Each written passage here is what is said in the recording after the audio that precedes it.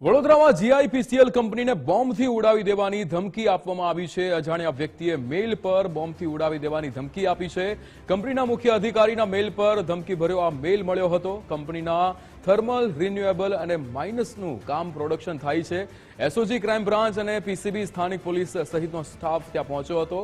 બીડીડીએસની ટીમે પણ GIPCL company પહોંચીને તપાસ હાથ ધરી હતી।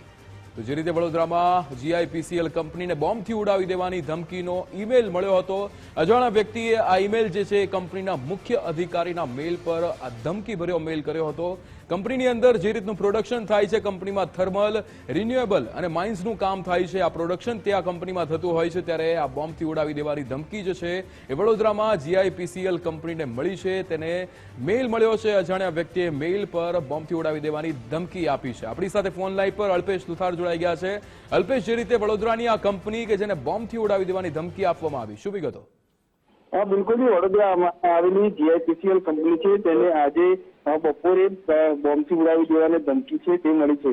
જોકે અજાણી વ્યક્તિ દ્વારા મેલ કરી કંપનીનો જે મેલ આઈડી છે ત્યાં મેલ કરવામાં આવ્યો છે અને બોમ્બથી ઉડાવી દેવાની ધમકી છે તે આપવામાં આવી છે। કંપનીના મુખ્ય અધિકારી છે તેમના ઉપર આ ધમકી પર મેલ આવ્યો છે।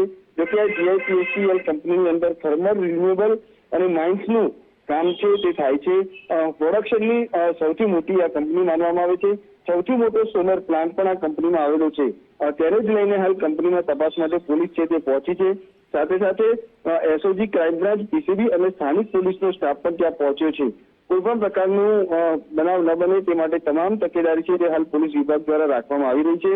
જોકે બીડીડીએસ જે ડોગ સ્ક્વોડની ટીમ છે તે પણ હાલ કંપની પર પહોંચી અને તપાસ હાથ ધરી છે। જોકે આ મેલ છે તે કોના દ્વારા કરવામાં આવ્યો તેની હજુ પણ કોઈ માહિતી નથી મળી, પરંતુ જે રીતે કંપનીના ઉચ્ચ અધિકારી છે અને તેમના ઉપર આખો આજે ધમકીભર્યો મેલ આવ્યો છે અને તેને જ લઈને પોલીસે પણ આ જે આખો મામલો છે તે ગંભીરતાથી લીધો છે અને તમામ પોલીસની, સ્થાનિક પોલીસની ટીમો સહિત હાલ તમામ જે ટીમો છે તે હાલ આજે જીઆઈપીસીએલ કંપની છે ત્યાં પહોંચી છે અને તપાસ કરી રહી છે। જી બિલકુલ અલ્પેશ, સમગ્ર માહિતી સાથે જોડાવા બદલ આપનો આભાર।